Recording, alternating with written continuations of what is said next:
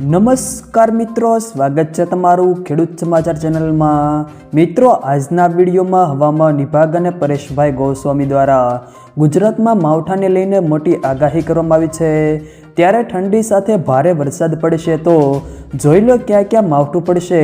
તો આ તમામ માહિતી વિશે આ વિડીયોમાં વાત કરીશું, તો વિડીયોને છેલ્લે સુધી જોતા રહેજો। વિડીયોમાં આગળ વધતા પહેલાં જો તમે અમારી ચેનલમાં નવા છો તો નીચે લાલ કલરનું સબસ્ક્રાઇબ બટન આપેલું છે, તેને દબાવીને બાજુમાં રહેલા ઘંટી બટનને પણ દબાવી દેજો, જેથી અમારા આવનારા તમામ વિડીયોની માહિતી તમારા સુધી મળતી રહે। તો ચાલો શરૂ કરીએ આજનો આ વિડીયો। રાજ્યમાં ઠંડી સાથે સૂચવાટાભેર પવનની ગતિ વધી રહી છે, જેના કારણે વાતાવરણ ઠંડુ બન્યું છે। હવામાન વિભાગે હજી 24 કલાક ગુજરાતમાં વાતાવરણ વાદળછાયું રહેશે તેવી પણ આગાહી કરી છે। આ સાથે આજે અનેક વિસ્તારોમાં કમોસમી વરસાદ થશે તેવી પણ આગાહી કરવામાં આવી છે। તો હવામાન વિભાગના અનુમાન પ્રમાણે જોઈએ તો ગુજરાતમાં આગામી 5 દિવસ કેવું વાતાવરણ રહેશે।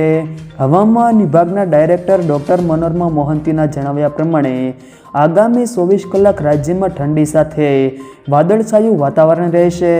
કમોસમી વરસાદની આગાહી કરતાં તેમણે જણાવ્યું હતું કે આજે બપોર સુધીમાં કેટલીક જગ્યાઓએ સામાન્ય વરસાદ થઈ શકે છે, જો કે વરસાદ થવાની સંભાવના ઘણી જ ઓછી છે। દ્વારકા, કચ્છ, ગીર સોમનાથ, અમરેલી અને પોરબંદરમાં સામાન્ય છૂટોછવાયો વરસાદ પડી શકે છે, જો કે વરસાદ ન થવાની વધારે સંભાવના છે। તો બીજી બાજુ હવામાન નિષ્ણાંત પરેશ ગોસ્વામીના જણાવ્યા પ્રમાણે 22મી તારીખ સુધી પવનની ગતિ વધીને 16થી 20 કિલોમીટર પ્રતિ કલાકની ઝડપે રહી શકે છે।